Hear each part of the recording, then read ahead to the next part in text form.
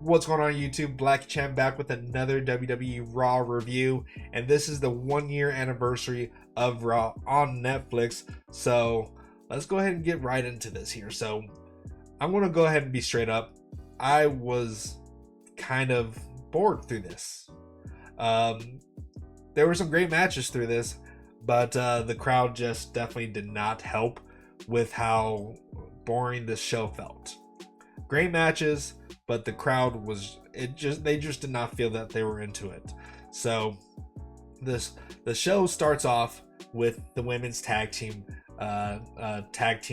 championship match between Rhea Ripley, Io Sky versus the Kabuki Warriors, and it started off a little bit slow. It felt like they were kind of some miscommunications going on at the very beginning, but they picked it up, and it was a great match and a lot of high flying spots.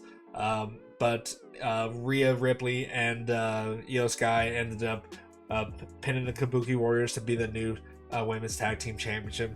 I was kind of surprised. I thought they would. I thought there could have been some interference with Lash Legend and Nia Jax. So I really thought there was going to be some interference with that. But they beat them cleanly. So we have new women's tag team champions. And shout out to them. It was a great match. I really wish that it wouldn't just be Rhea's entrance. I like Io Sky's entrance in there, but Rhea is the bigger star when it comes to the fans. So other than that, right after that, I think it was Gunther. Gunther came out. So right before Gunther came out, Adam Pearce stopped him and just said, "Hey, try to show some respect to John Cena or whatever, because he's just been coming out doing the same thing over and over again, that I pinned or I made John Cena tap like a bitch." And I was begging for them to do more with that rather than just have him come out there and say the same thing that he made him tap like a bitch.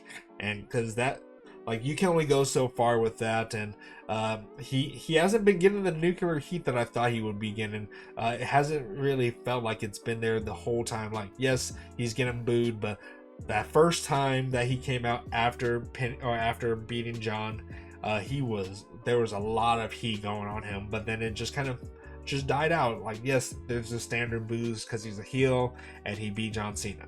But there wasn't really too much that was going on from it, and I knew from the moment that they had AJ Styles and Dragon Lee lose the tag team title belts, I knew since this is going to be his last year as an active wrestler, AJ was probably going to go into a feud with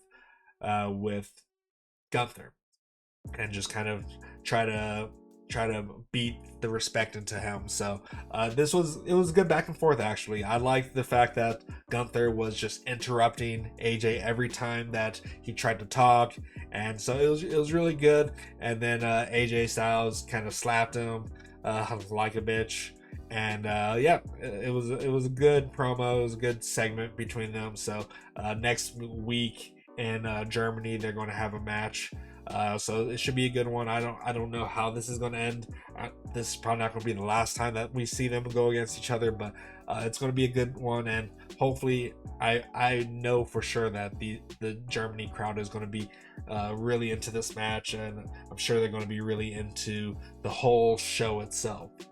And then after that, it was another match between I'm pretty sure it was Liv Morgan versus Lyra Valkyria. This was a great match. Lyra is a star. She needs to be pushed more, I feel like, rather than just being the mid card. Her and Liv had a really good match between each other, and of course there was going to be that Roxanne Perez kind of interference with her and Bayley, and Bayley chased her off with a chair, and then Liv Morgan ended up getting the pin on Lyra. So that was a great match. So that was good to see. Then right after that, there was Maxine Dupree versus Becky Lynch. I could be getting those matches mixed up, but Maxine Dupree and Becky Lynch had their women's IC belt title match, and there were some hiccups here and there with that match, but it was a good match. I enjoyed it. I was really hoping that Maxine was going to retain, but Becky ended up holding on to the ring while Maxine was going for the ankle lock.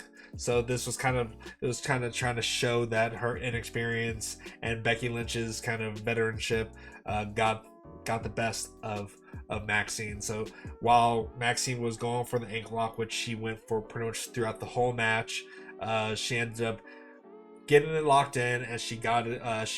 She wrapped up the legs around Becky's legs to kind of put the ankle lock in a little bit tighter, and then she ended up getting on her back and having her shoulders down, and Becky capitalized off that and got the 1-2-3. I don't know why Maxine didn't hear that she was getting counted, but it is what it is. And Becky is a two-time IC Intercontinental Champion for the women's division, and she's going to be insufferable for the next couple weeks until either Maxine rechallenges her or someone else steps up. But it was a good match. I was really hoping that Maxine would retain, but it is what it is. And then after that, Stephanie Vacour came out for a promo, and she was in a boot. I did not realize that she got injured. I don't know when this happened. It could have been in her previous match. But the injury bug has been going around in WWE, and it's been taking out a lot of their stars. And and Stephanie looks like she is pretty much getting written off with on this episode. She came out for a promo. She was talking about that this injury is not going to slow her down.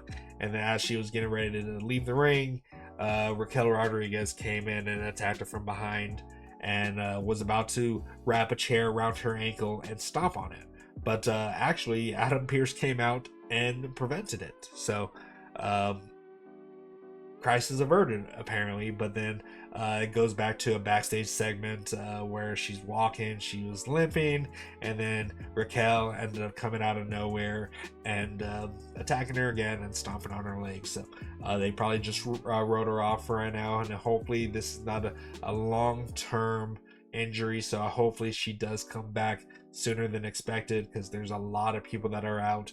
I really hope they don't run back the Raquel Rodriguez feud between her. They need to bring someone else up from NXT or something, because her reign hasn't been as exciting as it should be. I mean, yeah, like they need some new up and coming wrestlers. Blake coming up, Sol Ruka, someone like this. It needs some life in her title reign. And then after that, during commercials here in the U.S., they announced that Javon Evans is being called up to the main roster on Raw. He got signed to the main roster, which it sucks that the main roster or that the people in the U.S. didn't get to see this. They didn't even talk about it even in the main broadcast. So I really feel like that's not a good way to start a roster call up. That during the commercials, that's when they announce it, and you don't even mention it in the broadcasting. So apparently he's going to have a match on Main Event, which, I mean, I guess it is what it is, but please don't fumble Javon Evans. The dude is a star waiting to happen. He's so exciting to watch. His matches are great. So hopefully they can utilize him properly. And then also one thing that I know it's Netflix and I know it's the final season of Stranger Things, but way too many references to Stranger Things, and it was just it was like nonstop talking about Stranger Things, and the whole ring was the ring, the entrance ramp, the guardrails or whatever. Everything was Stranger Things, and it just kind of felt like it took over WWE at this point. It just felt like we were watching Stranger Things, but then some wrestling would break out. It just really took away from it, in my opinion. So I really hope that TKO just realizes, they probably won't, but that what they're doing right now is just making WWE just one giant walking billboard, and it's not doing the product any justice. It's really taken away from it, and all the commercials from Netflix, just, it really hurts, in my opinion. But let me know in the comments down below what you think about that. But then on to the main event, or before I move on to that, please, for the Usos, go back to their theme, their original theme when they were a tag team. Stop with Jay's theme, just me Uso. Like, it really feels like it's a slap in the face to Big Jim that he's doing, that he's still walking out to Jay's solo run theme song. Unless they make it a storyline where he wants Jay to change it back to their old intro. It just feels like it just does Jim no justice. People are talking about how WWE is just entrances, and that's what it felt like, really, kind of, in this episode. The crowd was really hot when it came to the entrances, especially Rhea's and the Usos and CM Punk's. Like, they sang with all the entrances, but then after that, when it came to the matches, they just did not feel like they were all there. So the Usos came out, they did their own the promo, just calling out anyone in the tag team division, which we all know that the Raw tag team division is really scarce at this point. So bring Penta and Rey Fenix back together to bring the Lucha Bros back and have them feud, or the New Day. Put some respect on the New Day's name. Thank God for the New Day. They need to come back, and they need to have some really good matches coming up, because right now the tag team division on Raw is very lackluster. And even the SmackDown tag team is starting to be very lackluster at this point, because the Wyatt Six don't really defend that belt either. But moving on to the main event. The main event that everyone was hyping up this whole time. I saw some people enjoyed this match. I enjoyed it. It was a great match, but it was just a basic match at this point. It was very cookie cutter at this. It started off with Braun Breaker getting the best of CM Punk, but then CM Punk's experience started to get the better of Braun Breaker. And this is my issue with Braun Breaker and his character, is like, he is a freakish athlete. He's great in the ring, but they have the same character that he was when he won the IC belt, or when he was going for the IC belt. When he was going after Jay or whatever, his inexperience kind of got in the way of it, and it cost him the match. And then he would go back after it, and then he would finally win it, because he got used to it, or he wised up to his mistakes that he made the first time. And that's what they are doing right now with Braun Breaker and going for the World Heavyweight Championship. It just felt the same kind of formula when he was going for the IC belt.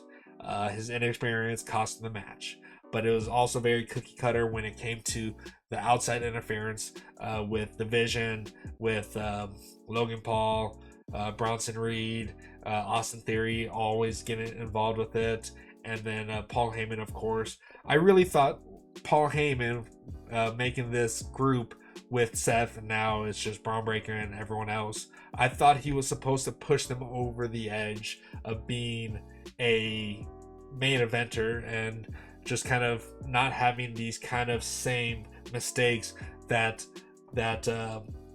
up and comers or new main event stars have. The whole fact that he's making these mistakes, like, I thought Paul Heyman was supposed to correct those, and it just doesn't feel like it's being corrected, and it just feels like it's the same formula. But who knows, maybe there's going to be some storyline with that, and I really thought there was going to be some more surprises with this. Granted, Penta, Rey Mysterio, and Dragon Lee got involved with this when the interferences came out. But other than that, it was pretty much a very cookie cutter match, with CM Punk winning and retaining the World Heavyweight Championship. I kind of figured he was going to retain. I know that he's not going to lose it at the Royal Rumble. Either Roman Reigns or Braun Breaker are going to win it at the Royal Rumble, and then they're going to have their match at WrestleMania. If Braun Breaker wins it at the Royal Rumble, then he's going to challenge CM Punk again. He's going to learn from his mistakes. I'm sure that's going to be built into his promos that he's not going to make the same mistake twice. And yeah, and then he's going to win it at WrestleMania. So my thoughts on this here, it was very lackluster for me. If I was to give this a rating, I'd probably give it a 6. It was great that there were some title changes in there, and there were some great matches. There's 3 women's matches, which is great. The women's division is very hot right now, so I really appreciate that. And I hope they do more with Gunther. I really hope that he doesn't just keep saying the same promo that he made John Cena tap out like a little bitch. And I hope they give the match between him and AJ a lot of room to kind of grow and just kind of become what we know that this can be with those two working together. But other than that, I thought there was going to be some surprises. I thought Adam Pearce had he posted on Twitter that break the walls down or some kind of thing, but apparently that was a reference to just Stranger Things rather than Chris Jericho. Apparently Chris Jericho's still on the active roster for AEW. I don't know if that's kind of a ruse or not, or whatever, but it's been rumored that he's going to be back in the WWE now, and that didn't happen. It was just kind of basic. So nothing really too exciting for this. Let me know in the comments down below what you thought of this Raw. If you think I'm wrong, just let me know. You can go ahead and tell me how dumb I am, or if I'm completely wrong, or if I'm completely right. If you felt the same, just let me know. But yeah, other than that, I really expected more, and it's gonna be hard to be excited for. Like, I don't know. I really hope that they do a better build for this when it comes to WrestleMania, because that's probably when the title is going to switch hands at that point. But yeah, if you enjoyed this video, if you enjoyed my review, go ahead and leave a like, share, subscribe, do all that good stuff. I'm on the road to 5,000 subs by the end of 2026 here, and yeah, and also I'm going to be trying to put out 200 videos by the end of the year. I know some people may say that's easy or whatever, but this is just the goals that I've set for myself. So I hope you enjoyed this. I hope you decide to go ahead and give me a subscribe. Until next time, BC out.